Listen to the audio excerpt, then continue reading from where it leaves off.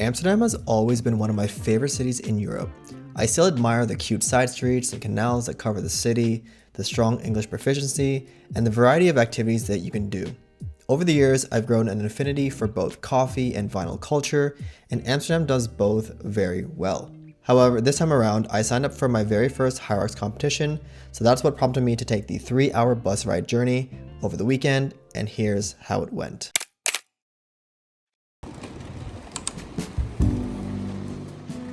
After the early bus ride, we needed some fuel in our system, so we made our way to the first stop at the newly opened Janine, a bakery that belongs to the beautiful Renaissance Hotel. Known for their Nordic-style pastries, this spot is a great place to pause while enjoying a good cup of coffee, especially since it's very close to the main station. We tried their signature blueberry Danish and paired it with an espresso to balance out the sweetness. We were met with a surprise explosion of filling, whose texture complemented the crispiness of the pastry. Pro tip: if you go to the restrooms, you can marvel at the beautiful lobby of the Renaissance Hotel on your way out.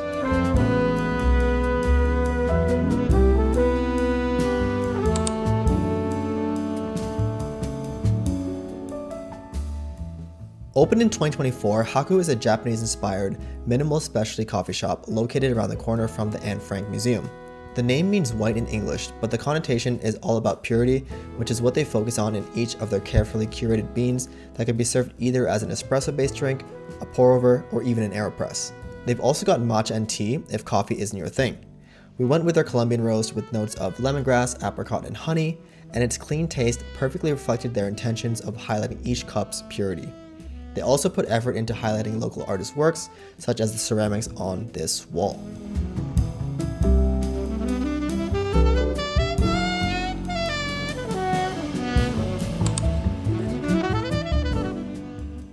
For a coffee shop that takes everything to the next level, head to Elevate.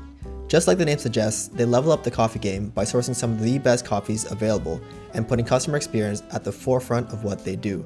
Not only did I enjoy my cup, which was a Guatemalan roast by Obadiah, which is based in Edinburgh, but the workers often checked up on me to make sure I was enjoying each sip. At the back is yet again some local art, and the spacious, minimal design truly helps each visitor focus on the cup in front of them.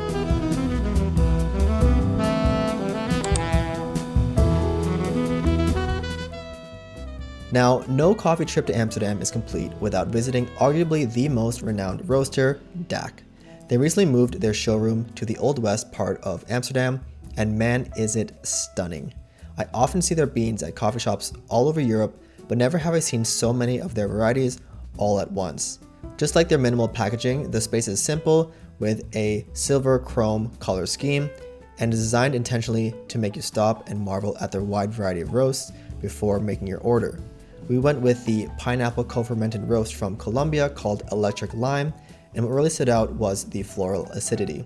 If I could only visit one coffee shop in Amsterdam, this would be the one. The barista at the time was very friendly and recommended the next place.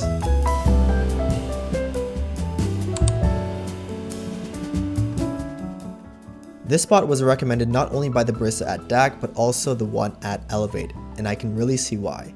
Right off the bat, I learned that the Dutch latte art champion and 4th place barista champion work here. We had the honor of meeting Ken, co-founder of the micro roastery Rico. Without realizing, we decided to go for a coffee he roasted, which is called Candy Magic, and I think this was my favorite cup on the entire trip. The sweetness and acidity worked so well together, it truly felt like I was sipping some candy. We also went with a flat white from Footnote, who are also based in Amsterdam, and while we added milk to our drink, the fruity notes were still pretty prominent. And although Ken wasn't the latte art champ, he still poured a solid cup. Definitely recommend this spot.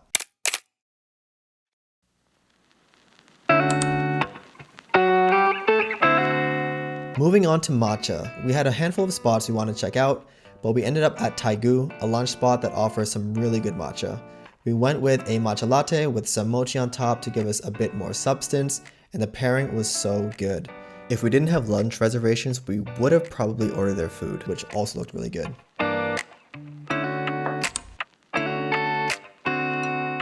Right around the corner is Lyra, which from the images looked really good. I love the design of the shop, especially where they display their products.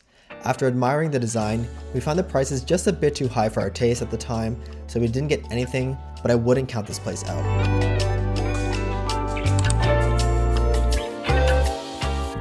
One of the last places we visited before catching up with friends was this stunning tea house. I was already impressed with the wide variety of tea products lined across the walls, but at the back where the seating is, I learned that they offer some ambient music in the form of vinyl. Had I known this beforehand, I would have probably planned a bit more time here. So if you get the chance, definitely pop by this beautiful spot.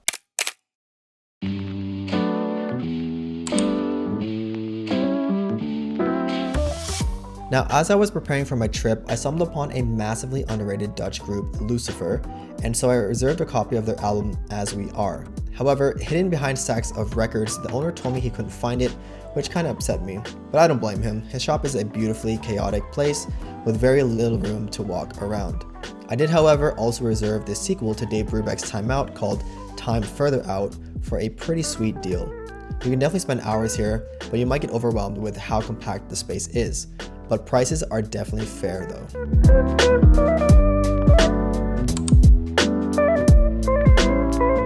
This spot was a lovely surprise. While not on our list, I noticed there was a record player as I walked by, so I popped in.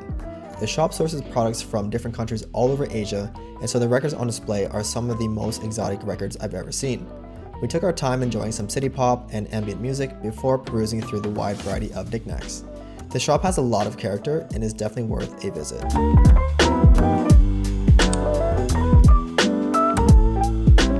To kill some time before dinner, we quickly made a stop at Killa Cuts, which is located right in the center. This spot is definitely made for DJs, especially those in the electronic or techno scene. In the basement is a wide selection of electronic and hip-hop maxis, while on top are your typical soul, rock, and jazz records. This spot is great if you're tight on time and are located in the center.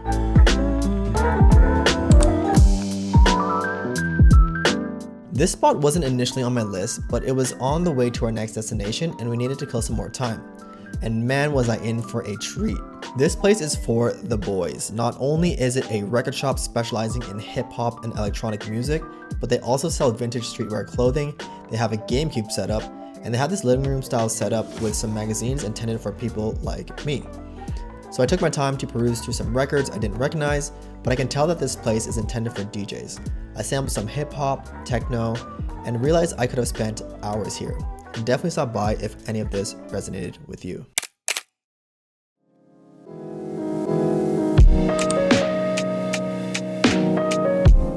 Another thing that Amsterdam does really well is offer vintage clothing. You can see this in the diverse styles of the people on the streets. One of our first stops was Marvel's Vintage, which sort of has this cowboy western style to it. It's a petite shop with a second floor, but they've got some unique pieces.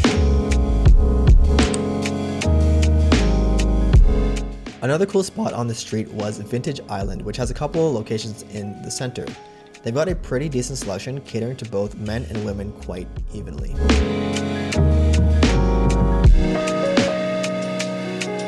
Over on the Old West, we popped into We Are Vintage, which kind of had this old man aesthetic, at least for the guys, which is not necessarily a bad thing, it's just not my personal style.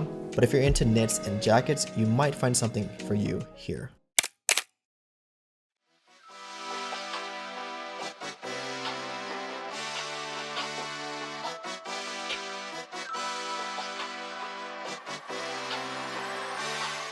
Now, for those who haven't heard about Hyrox, it's basically the new CrossFit. The popularity has exploded like crazy over the past few years, and I hopped on the hype. It's essentially a circuit in which you run a kilometer followed by a compound exercise 8 times. While I did train for a bit, it wasn't easy.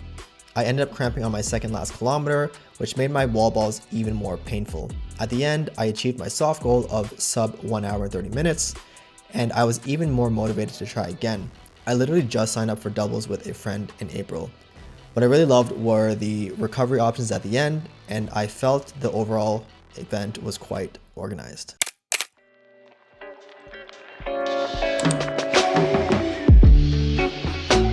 Now, after a brutal workout, I needed a hard-earned meal to recuperate the calories I burned. And just a 15-minute walk away was Loop 51, a brunch spot with live DJs spinning a set all day. We were greeted by some friendly staff who accommodated to our request to sit somewhere else. The set at the time was performed by a DJ called Mafino, a bit of house, in front of their beautiful record setup. What I didn't expect was how big the portions were. The menu is quite American at first glance, so we ordered some bacon and waffles with a side of buttermilk fried chicken. Everything was seasoned very well and left me full. So if you like music, if you like some good filling grub and good vibes, definitely put this spot on your list.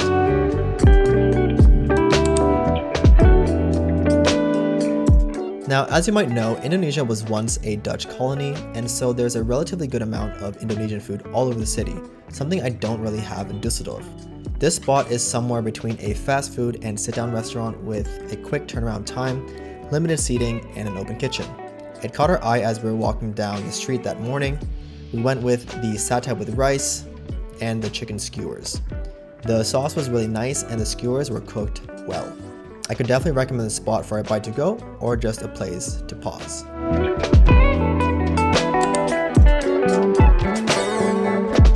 Quick hack if you're on the go and need a quick snack. The Netherlands is known for their cheese, and so there's no shortage of cheese ateliers in the city. We ended up at this cheese spot to kill some time and sampled nearly all their cheeses just before we grabbed dinner.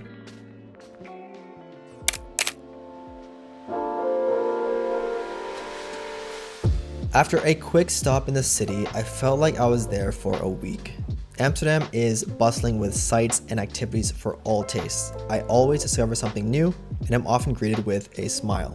So if you're a coffee lover or record lover, let me know in the comments if there's a space I missed, and I'll try to check it out next time around. Until then, thanks for watching, and I'll see you in the next one.